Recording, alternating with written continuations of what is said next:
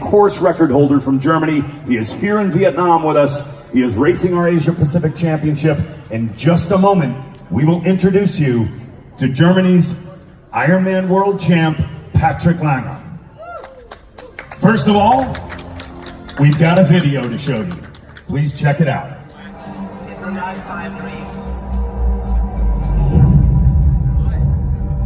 What does it take?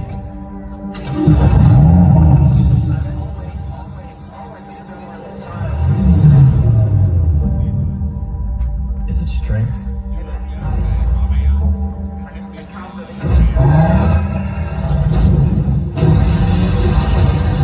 Is it speed? Is it endurance?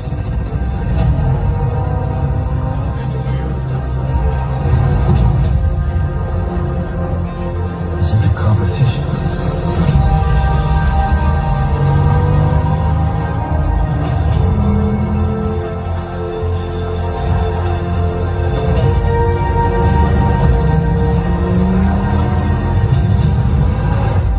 A true champion has it all.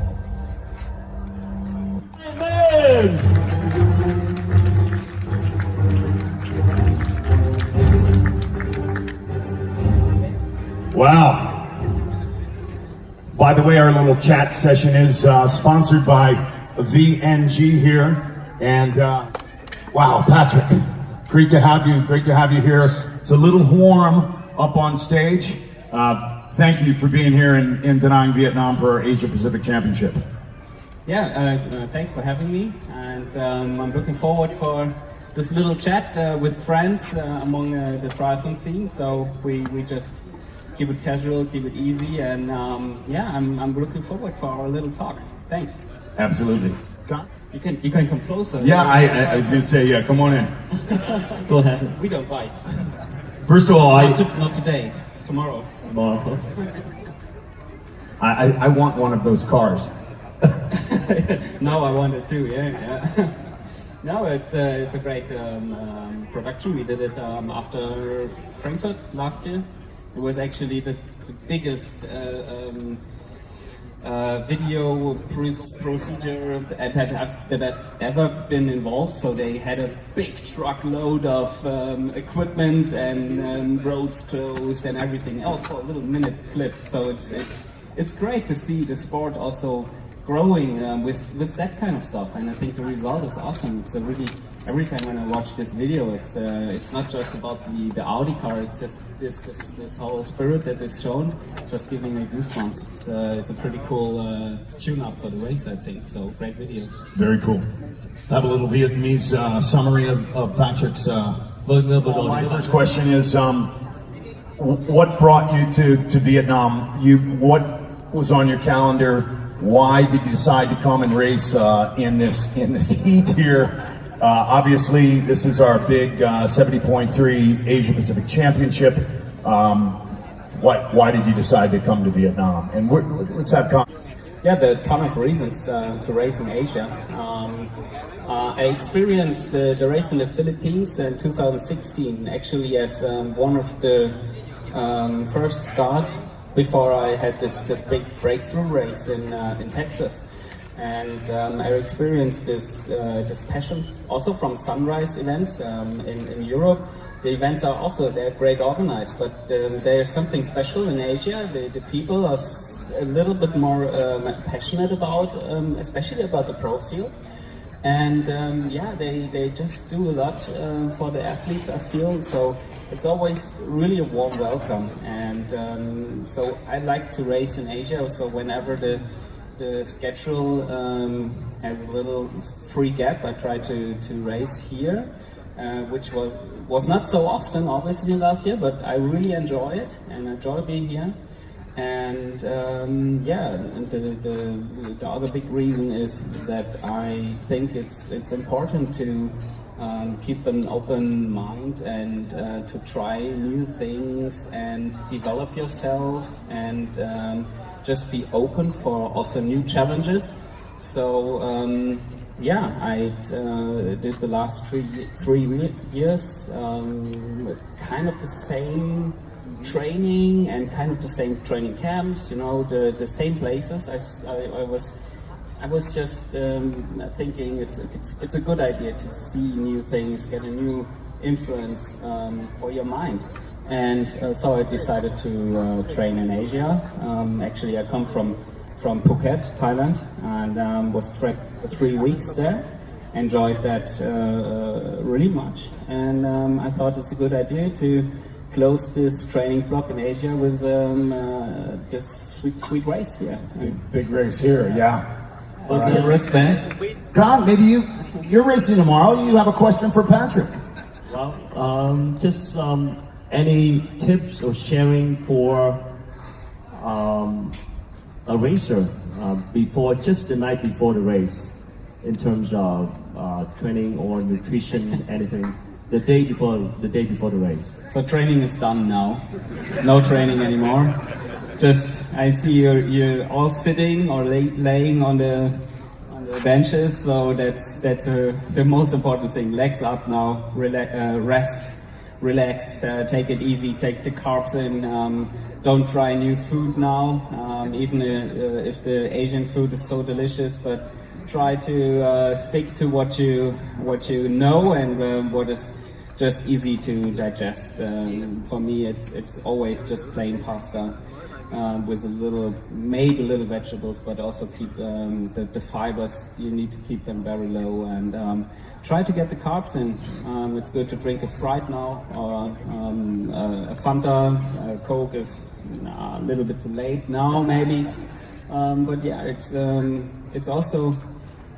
The days before the race it's always also time to enjoy a little bit and don't think too much about food and diet and just let it flow and eat what you want. And most importantly, what you feel is also a little reward, and it's you need to feel good. So that's my tip. And for the race, I mean, it's gonna be so hot. I had a break run. 10 minutes. The tip race in the heat, yeah. The tip to cope with the heat. Yeah, we are lucky to have so many aid stations and use them all. Use all the aid stations. Use all the ice you can get. Use all the water you can get. Use just simply everything you can get out of there. I mean, I bet you saw the Kona videos of me with all the sponges everywhere and the bottles everywhere and. I don't do that to look funny, actually. I want to cool myself down, and I think we will also be handed over sponges a lot, and they just soak in the water, and it will keep you warm just for a little bit. And same as in Kona, the aid stations are roughly 1.5 kilometers apart. And after 200 meters of the aid stations, you're hot again. And you can't wait to see another aid station. So just also from the pacing, I think it's important to start out a little easier. Don't stick too much to your normal temperature race paces. I checked, I like records, so I checked the Rankos record here. He likes records. You own the record in Kona, yeah. Yeah, and I saw that the fastest run we have ever seen here was 1 hour, 17 minutes and 58 seconds. James Conema. Set by James South Conema Africa, in yeah. the inaugural year. Yeah. And if you compare that to the normal running times, I mean, we are going 10 minutes faster than that. And so add a little plus on your pace and think this is the best tip I can get. So and also if you start out and you feel good, just take it easy. The heat will kick in. That's for 100% sure. And I think the lucky ones tomorrow will be the guys who pace themselves right and who also. It's going to be a long translation. He's very good at summarizing, so. And also don't make up your mind about the numbers too much. So also I had a call yesterday with my coach, and he also said, I mean, normally you ride with 300 watts here on average, but don't be afraid if you have 40 watts less. It's gonna be okay, because the heat is, your body is so like in stress to cool yourself down, that it's okay to have a little less watts, and you're gonna thank me for that at the end of the day, maybe. Yeah. Set the new course record, and then last year you went even faster. And but let's not talk Kona now. Let's talk about the day tomorrow. You've got an incredible field of professional athletes out there. How are you feeling coming into this? You mentioned you had a good block of training in Phuket, so you feel comfortable with the heat. And let's have Khan just maybe translate the question quickly, please. Vâng, câu hỏi cho anh Patrick lần này đó là việc Yeah, so the field is obviously it's a great pro field. I think you counted more than 20 world championships in total. Yep. So yeah, that's pretty impressive. And yeah, of course, I'm looking forward for some strong racing. And it's really hard to pick a big favorite for me because we Patrick Lange. Yeah. I mean, I had a good build-up. I had a solid 3 weeks now, but it's my first race, and I also have this pre-race nerves, and it's especially in the first race. The sleep gets a little bit bumpy in the last night, so even I get this, of course. First race. That first race since Kona, yeah. First race since Kona. Wow. So yeah. When was it in Kona? 2018, right? What month? October. Yeah. Okay. October. So that's like 14th. okay. Yeah, but I was not bored in the, the time between now and then and now. Yeah, it's, as I said, great field, stack competition. I think, yeah, we're gonna have a great race. There's nothing more to say, and I can't wait. I think, yeah, everyone is top notch, and at least 10 athletes can win this race tomorrow. I hope you can sleep well tonight. I'm gonna see, yeah. We've got a question from Abraham, who asks, Patrick, what's your bike strategy to cope with the heat? And I imagine, you know, we've talked about the heat. It's all day long. It's not just the bike, it's the swim. It's the morning start, 5:45 for the pro men, 5:50 for the pro women. But Abraham wants to know, what's your bike strategy to cope with the heat and con?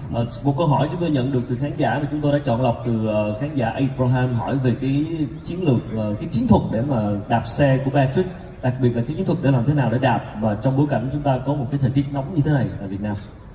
Please. Yeah, so first of all, the water temperature is really high. So with roughly 28 degrees in the water.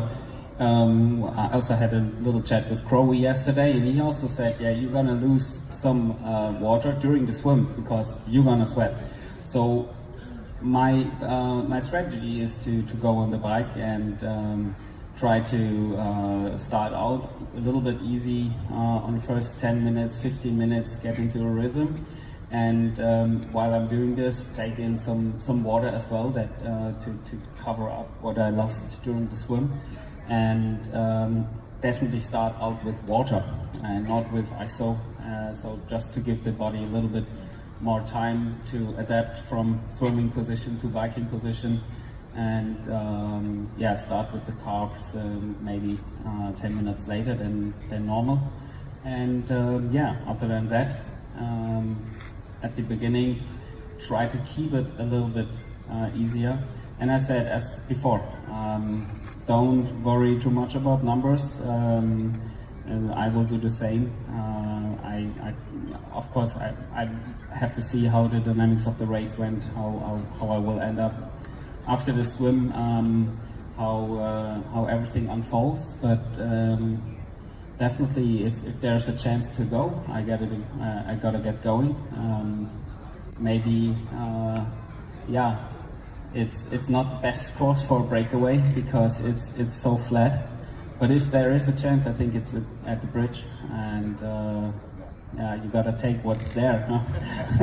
But I definitely feel good, and I feel that I'm still improved compared to last year on the bike, so I can see it in the training. And yeah, also there is always some improvement in the aerodynamic part of it. I think the scientifics there that have been done with me has been exceptional. We did so much work in the wind tunnel. We did so much with that Formula One project for my cockpit, and all that just shaved up little watts that counts so much at the end of the day. And tomorrow I have my new race suit, and I hope this is just another little step. And yeah, so I feel really well prepared, and I just give it all. You say you Every 5 to 10 minutes. every 5 to 10 minutes. Yeah, because I don't like to have like big gaps in between. So I try to have a sit all 5 to 10 minutes, and once you're settled in and you're rolling at your race pace, I also alternate. So alternate from my gel. I have a gel mixture in my front aero bottle. I have water in my triangle bottom in the frame, and I have water in the back. So I always alternate these strings. And yeah, I also can just give the tip to add some salt, a little bit of salt to the gels, and then yeah, just alternate through every 5 to 10 minutes. Yeah. Cool. Good tips, thank you. Xin được tóm vào một not too much. No, it's important One not gram. to take too much. 1 gram per bottle. 1 gram per 500 milliliters, roughly. Okay. Yeah, so it's really important not to overdo it with the salt, Với because it's always also in your gels. You have to look for sodium, and how much sodium is in the gel. So it's hard to give an accurate tip for that, because it's always depending on your race nutrition you already have. So you need to check on the back of the nutrition.